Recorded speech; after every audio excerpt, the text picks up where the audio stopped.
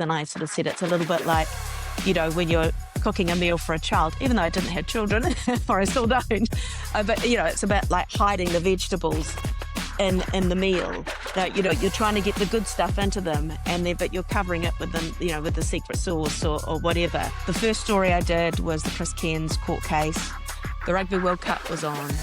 But what happened was all the bombings and the terror attack started. So it was Bataclan in France was the first one. And, the more I did it, the easier it got. But at the time, she said to me, well, do you want to be uncomfortable for a short period of time or for the rest of your life?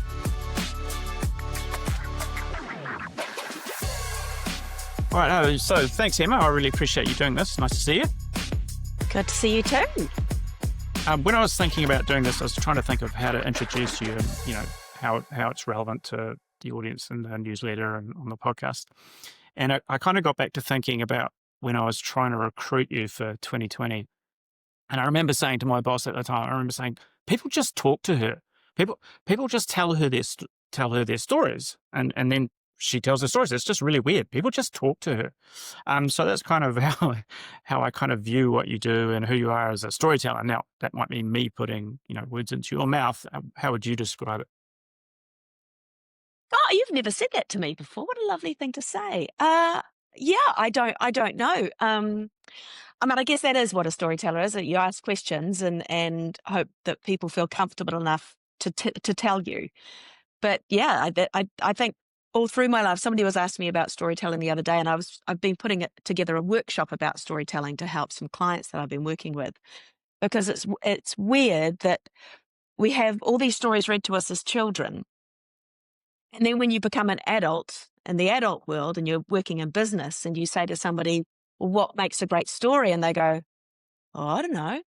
And so you're helping them sort of talk about, well, isn't it a great opening, something that's really interesting? And then you've got highs and lows and scary bits and happy bits and all that sort of thing. And then hopefully you get to an ending where, I don't know, it's either informative or entertaining, or it's, a happy ending kind of thing. So yeah, I guess that's what I'm always attempting to do with all through my career is to make really great stories that keep people engaged and maybe they learn something at the end. I think when we had our chat, when you were interviewing me for the role at 2020, and I think there was some sort of question about information and putting information in there in the stories. And I sort of said it's a little bit like, when you're cooking a meal for a child, even though I didn't have children, or I still don't. But, it's about like hiding the vegetables in the meal. That, you're trying to get the good stuff into them, but you're covering it with them, with the secret sauce or whatever. And I think that's also quite key. I'm always attempting to put something in there, those little Easter eggs of information that maybe people go on a wonderful journey in a whirlwind, and they get to the end of it and they go, wow, I really enjoyed that. And then they're like, oh, wow, I actually learned something along the way. So that's how I sort of look at the way I tell stories or help people tell their stories too. Um, one of the things that we talk about in the newsletter and on the podcast and things like that is the journey, and then the reinvention, and often how the reinvention is actually a reversioning. So before we kind of get to that, just give us like the little origin story. How did you end up being a journalist and go from there? I am actually a wannabe actress. That I did speech and drama as a kid, which I loved. I loved being on stage and I loved performing.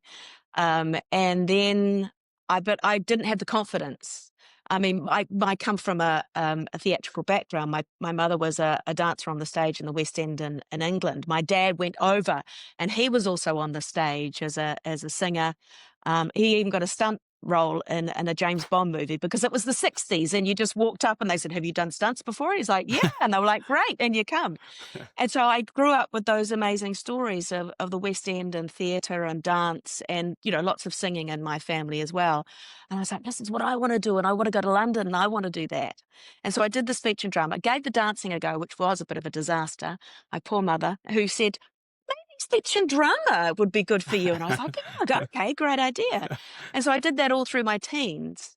And then it was like, well, what shall I do next? And I just thought, I'm not good enough to be an actress, and you had to go to Wellington and, be in the theatre down there. And I just sort of thought, oh, I don't think I'm good enough.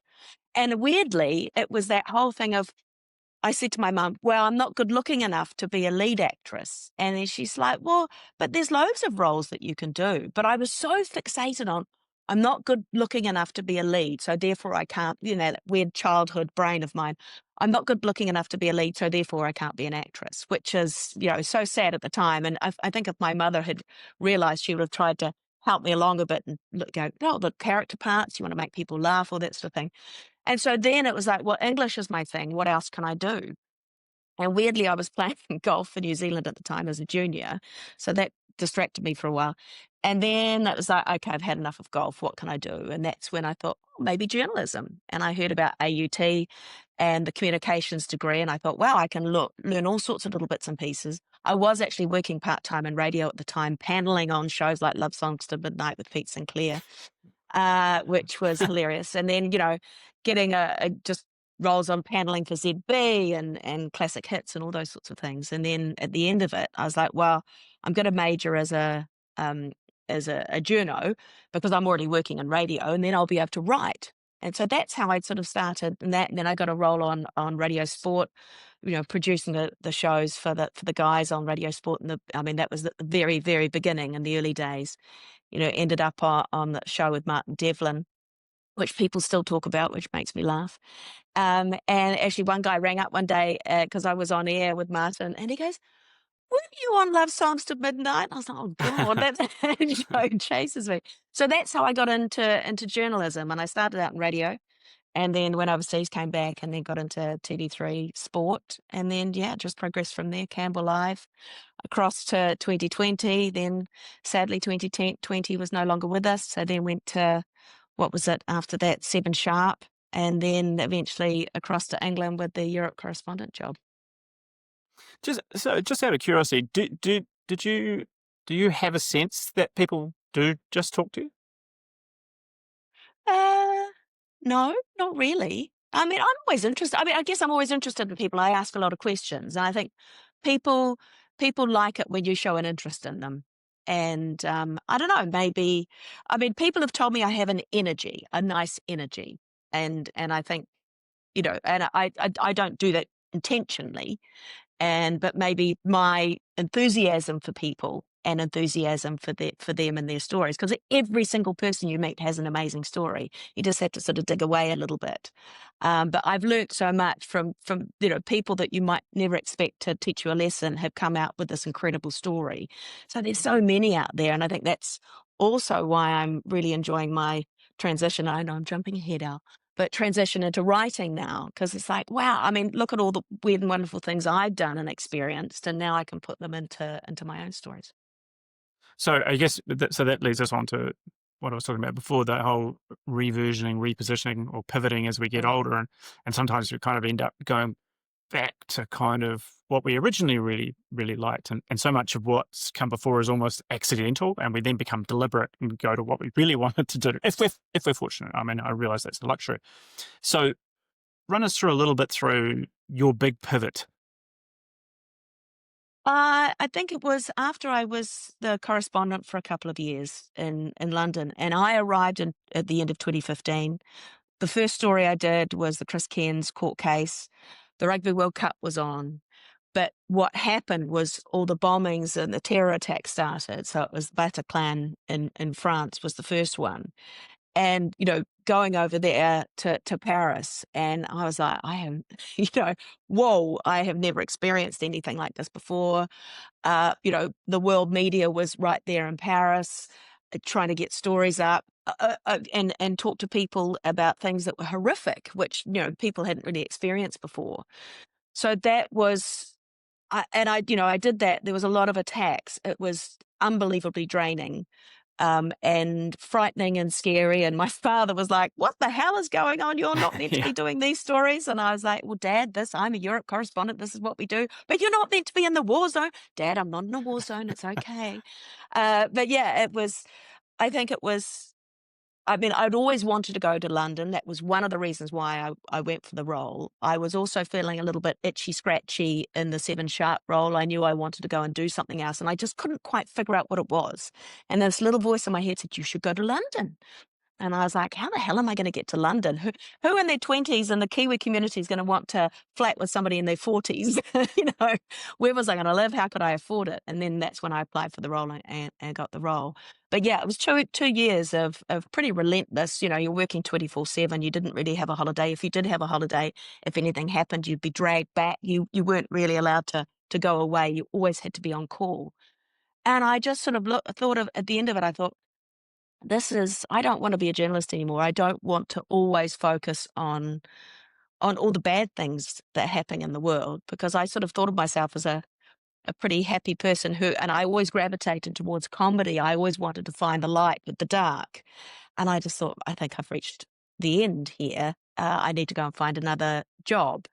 But then I was like, what the hell am I going to do? And then it was sort of like, oh, could I get into production? And I mean, in the end, I ended up going back into journalism. But I think that was the start of, as you talk about that, what you really truly in the very beginning, what you wanted to do, it was like, it was back to the acting. I wanted to go back to telling the stories. I wanted to go back to comedy, but I couldn't quite figure out how the hell I was going to make a living out of it when Yeah. I've been a journalist for so long.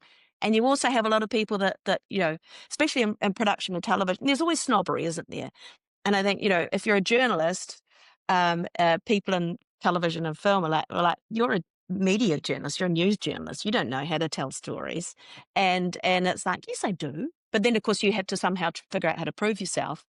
And I think too, it was also that, I was in my 40s and was like, oh God, it's not like I'm in my 20s and I can go and work in 10,000 different places for nothing. As I did actually have to feed myself and clothe myself. And I was living in London, one of the most expensive places in the world to live. So that was the beginning. It's like, I want to get out of journalism. I don't want to tell these stories anymore.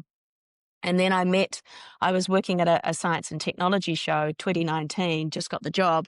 And I sat down next to this woman, and we got on like a house on fire. And she'd been a journalist producing all her life. She's about 10 years younger than me. And she said to me, where would you rather be? What would you rather be doing? And I was like, wow, what an interesting chat. So we started to chat because she started talking about film and she wanted to make films. And I was like, oh, yeah. And I said, well, I've always had this idea I'd love to make this TV show about this and that. And I was telling her about it. And she's like, yeah, that sounds really cool.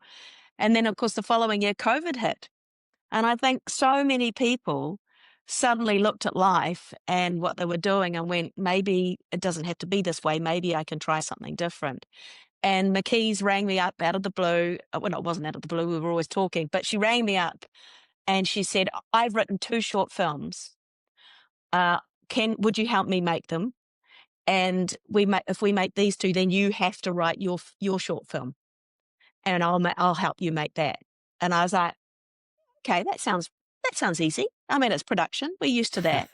And Yeah. so away we went. But then it was, we made her 2 shorts. And then she's like, come on, you got to write your short film. And I was like, oh yeah, yeah.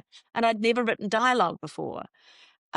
She had, and so that was great. But I remember sort of writing the first I think I was on draft, like maybe draft 4. And I was like, oh, this is pretty good. I think I'm liking this. There's some really nice moments in it. And so I sent it to McKee's and she's like, yep, come back to me after draft 10. And that she was really great because she kept throwing it back at me and she's like, would you really say this? Would a person really say this? And so that was really the beginning.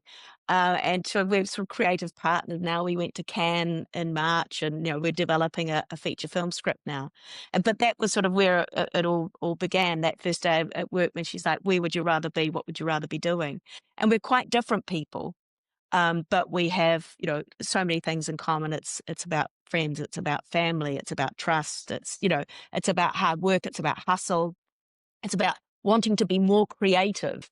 And so, yeah, that's sort of what we're doing now as well. I mean, that's still the side hustle. We're still actually having to earn a living at the same time. Yeah. So there's a couple of things in there that I think about. As one is the bravery, because these do take an element of bravery, Mm. and the other is the okay. Well, let's just start with the bravery. Or actually, no. What it was is the immediate concern that people of an age go, well, if I'm going to do this, how am I going to make a living out of it? And it's like, well, one, if you want to do it, do you have to make a living out of it straight away, or is it just worth doing because you want to do it? It's kind of that weird, like if you when you're younger, somebody says you want to do it, you do it. It's not because you have to Yeah. make a living out of it. It's kind of weird. So two things: one is the bravery to try something you haven't done before, and two, to push past the whole I have to make a living for it to be worthwhile. Yeah, I mean, I guess everybody is very different, but I think you're right. When you're in your 20s, you go, "Oh, yeah," and you just wait, grab a few mates and you go off and you shoot something or whatever. You write something that but I always look at myself, and I don't know where I came up with this sort of analogy, but I always think of as you get older, you're a bit like an onion, and there's the layers that keep folding up, folding up, folding up. And because you're always protecting yourself, or you're looking after people, or you're having to pay a mortgage, or all those concerns that as you get old, the baggage that you bring with yourself. And also, I think too, you tell yourself a story, don't you? Is that, well, I'm a this person, I'm not a that person, Absolutely. or I can't do this because I have this trait because somebody told me one day in my 20s that I was this, so therefore I am that. And so I think you sort of build this version of yourself up, and it's hard to pull the layers back, and remember that when you feel uncomfortable, it's like, okay, you're feeling uncomfortable because you're now breaking a habit. That's all it is. And I think you're creating awareness around how you react to things. And I'm constantly looking at how I do things now. And I'm like, oh, well, that's a habit of being a journalist for, 15, 20 years, and a news journalist, when you're moving really fast. And everything I do at breakneck speed. And people are often saying to me, we just need to slow down. Or people will Take a say, beat. gosh, you Take a do that. beat. Yeah, yeah, yeah. Or they'll say, oh, you do that. Everything's so fast. And I'm just like, well, yeah. And then I go, oh, yeah, I'm not in the newsroom anymore. Yeah. But habits, and habits that the longer you have a habit, the harder it is to break it down. So I think we do have a lot of that in there. What I think if you're doing something and again, these are all the things that have popped into my head over the last 5 years, is that if without my keys there beside me, I wouldn't have had the confidence to do it. I Sure. don't think I would have been able to do it on my own. I needed her to keep giving me a kick, going, come on, hurry up. That, and also she talks about, humility and things like that. She said, you are the most humble presenter I have ever met. Stop it. Stop doing it. You need to be, I want more ego. She said, if we're going to move into the world of film and that sort of thing, you need to walk in a room and own that room, and not sort of say, oh yeah, this little thing I've done. It's like, this is the best thing. You guys will won't, you won't, until you read the script, you won't believe it. And I've had to sort of relearn things. I mean, yeah, I when I presented, I loved presenting, but it was more, I loved the telling people stories and talking to people. It wasn't, I needed to be on the air and I Yeah. needed to be front and center with the microphone. I just enjoyed telling the story. So, yeah, I've had to sort of, and again, it's not arrogance. It's just, feeling good about what you're doing. So, again, it's a lot of shifting of mindset. And it's a lot of peeling the layers of the onion back and getting out of your own way. But I remember when I went over to the UK, to be the correspondent, everybody said, "Oh, you're so brave." And I just sort of, at the time, I didn't think about it as bravery. I was like, well, it's my next step. It's a new job. And so at no point have I ever thought it's brave. And in many ways, it's, especially with the writing and getting into film and things, it's something I've had to do. And I think if you can really, lean into that, then, that it's something that you truly have to do, then hopefully that reduces the amount of over analyzing and overthinking you do. I mean, I'm terrible at that. You as a journal, you'd write a word, a sentence until you got it right, and then you'd move on to the next sentence because your stories were only ever 1 minute 30, 2 minutes, 2 minutes 30 long. Obviously, a bit different in dealing with the longer form storytelling. But of course, you don't really want to do that with if you're writing a script. You just want to let it flow and then go back again and do the draft and then go back again because you're slowly tweaking and things like that. So just all those habits. But yeah, I think the bravery is I never think about it as bravery. I just sort of think about, well, this is what I have to do, otherwise I'm going to go a bit insane. I think you underplay the bravery piece there a little bit. I mean, I know you reasonably well, and I know some of the stuff been through and done and whatnot. So I think you're brave. The other piece is that it's that whole narrative psychology thing, it's that you are the stories that you tell yourself. And if you tell yourself a different story, you can be something else. That's kind of a cool thing, which is kind of what you're doing. Um, what about the whole flip from what you were doing to making movies? And I know it's not quite as basic as that. Um, what are the things that you've brought with you that have been helpful? Long From question, one sorry. career to the other? From one, Yeah. yeah, from one career to another. One I version of think you to it's, the new reversioned version of you. the reversion. I actually think it's weird. I think it's allowing more of me to come through.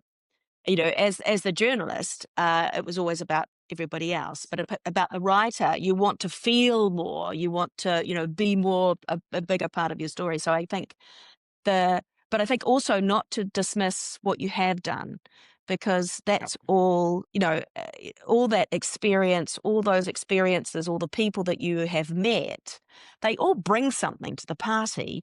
I mean, especially, if you're on a film set, these are short film sets. This is not a feature film set, but on our short film sets, it's that, my organizational skills, my ability to solve problems very quickly, the dealing with people, running around. Like, I mean, I was the so-called producer on the first two films, and I was the runner as well. I was getting the lunches. I was sorting that out as well. So I think, you always bring a skill set with you, and you don't even think about it because it just comes with. So I think that has been super helpful. Like, it has set me up.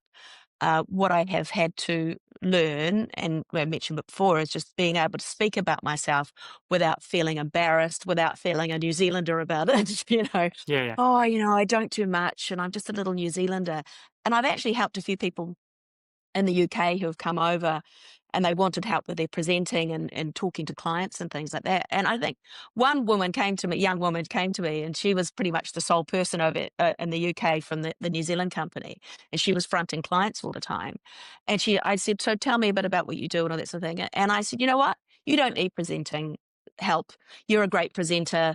It's obvious to me that you're a great communicator. What you need to let go of is that you don't belong in the UK and that you're from a little place in New Zealand, and so therefore you don't have anything to offer.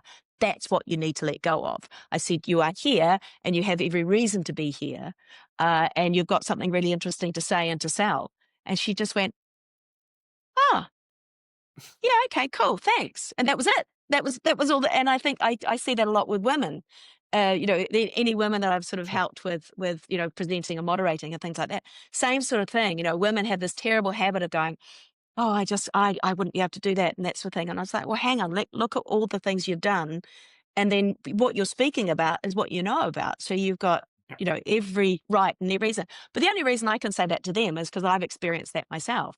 I have every right to be in the room. I don't know everything, but that's why you bring in all sorts of people like DOPs and other producers and, script editors and runners, and, you know, you make something as a team. I don't have to know everything myself. It's weird, isn't it, that that whole imposter syndrome. I guess it's not that weird, but it Mm, actually gets worse as you get older, mm. because you kind of embed the story of who you're meant to be. Who everybody else thinks you are, and it kind of gets harder and harder to step away from that. Is that something? What do you do to help you with that? Yeah, I've been thinking about the words imposter syndrome, and I actually just think it is. I just had to sort of say to myself that, you know, what if you didn't do it? You know, would it be worse if you didn't do it? And I remember, when I came out very late in life.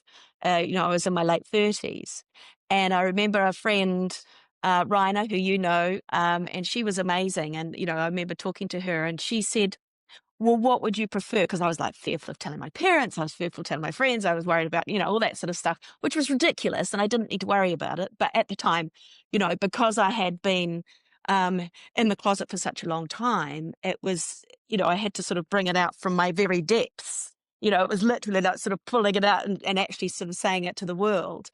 And, the more I did it, the easier it got. But at the time, she said to me, well, do you want to be uncomfortable for a short period of time?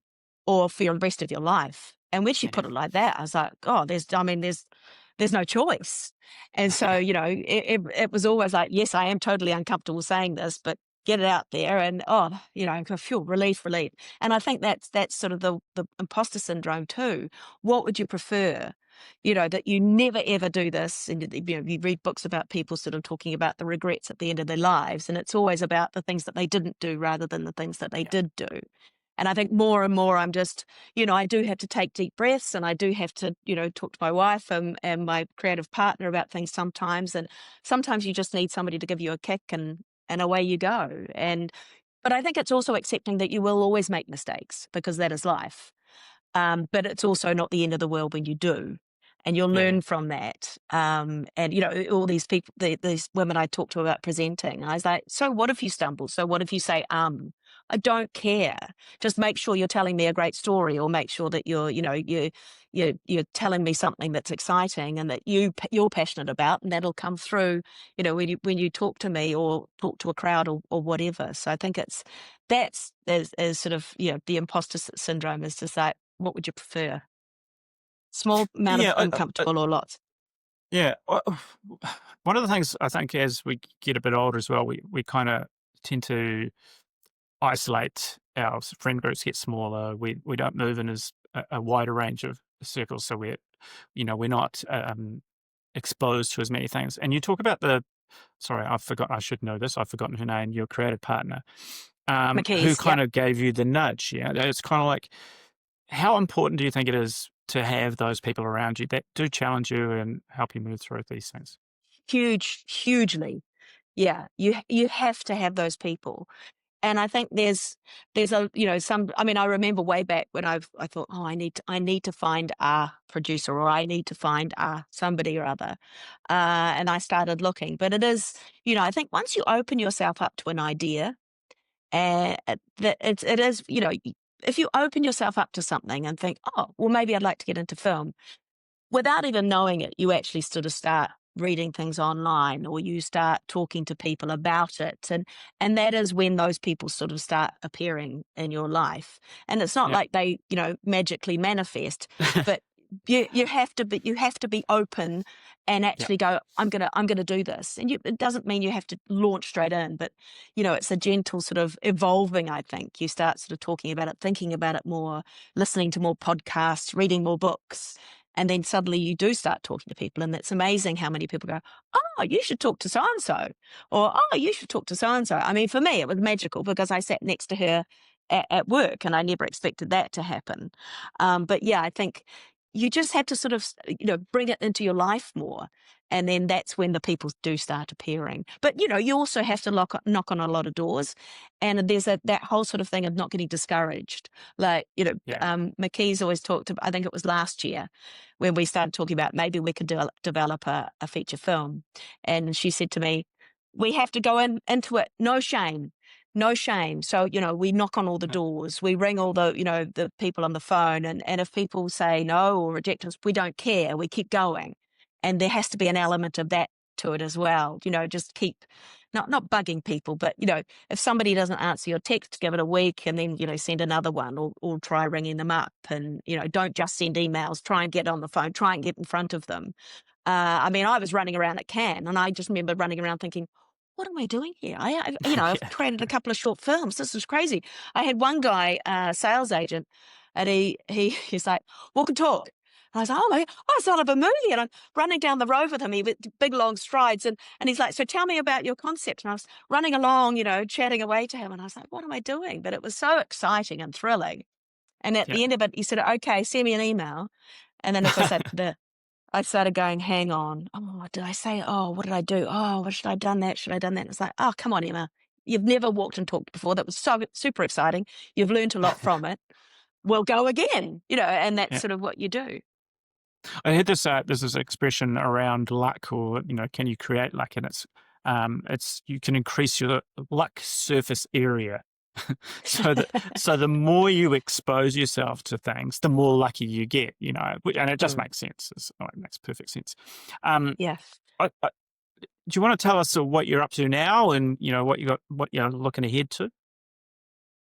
Yeah, so well, to make money, I'm actually working for BBC Studios making branded content for clients, and I've never had to deal Yep. with clients before. I did that last year and this year, so that's actually been really great for me because, of course, when you're wheeling and dealing with people, in production and things like that, that's that is that client thing, and it's so funny because my wife, she's in corporate, and I write emails to clients sometimes, and I'm like, what do you think? Do you think this is? And she's like, don't write that. That's far too blunt. And so I'm really, so I'm learning these different ways of how to sort of get people to do things without saying, for goodness sake, hurry up.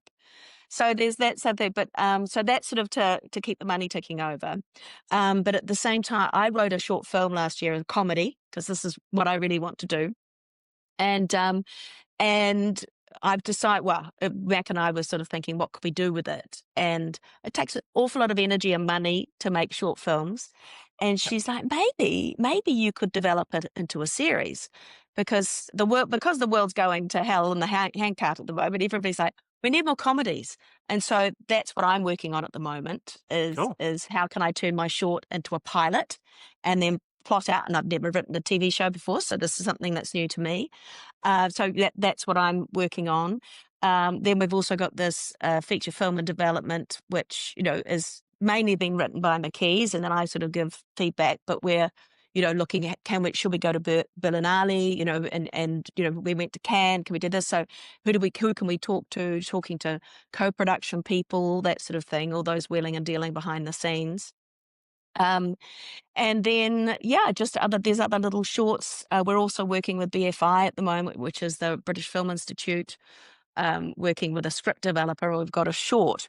So again, we've applied for funding for different things, and through applying for funding for the feature film, we were going to make a short initially, but through that, they sort of said, "Oh, well, we didn't select you for funding, but we'd like to work with you. Would you like to do this?" So we're working with a That's really script cool. developer on that, which is really cool. And it's also sort of getting into the BFI and getting into the British film, because again, you need to be talking to these people. You want them to know you, because the more they know you, the more likely they are to invite you to different things. So Your like surface area. that's exactly. So that's what we're doing with them. And what I'm really excited in is they've also got workshops that they'll have, producer workshops and also director workshops, because, producing, despite the fact I don't really actually like producing, I prefer the creative side of things.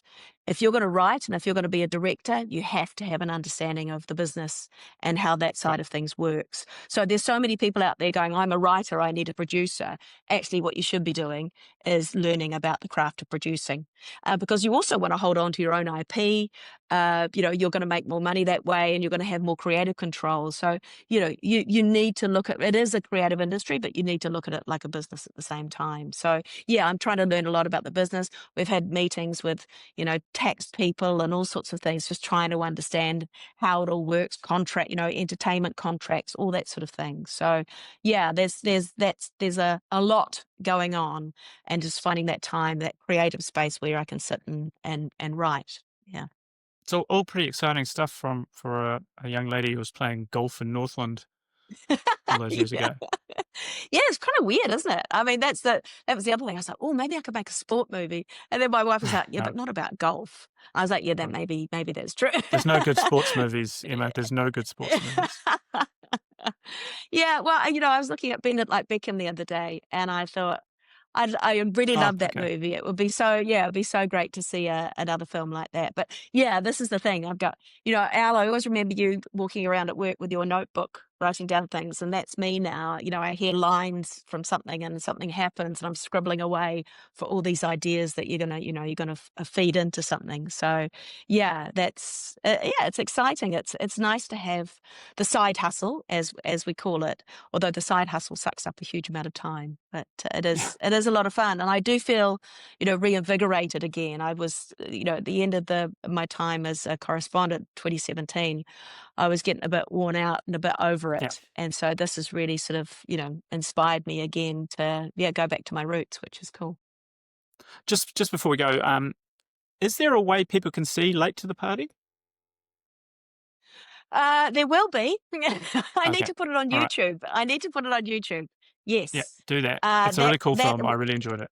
Oh, thank you. Yeah, I mean, it's that whole sort of thing of it's 4 years old now, which is crazy, Yeah. and I'm like, "Oh, I could have done that better. Oh, why don't we do that better?" And, it's that sort of thing. But No you've gotta shame. do something.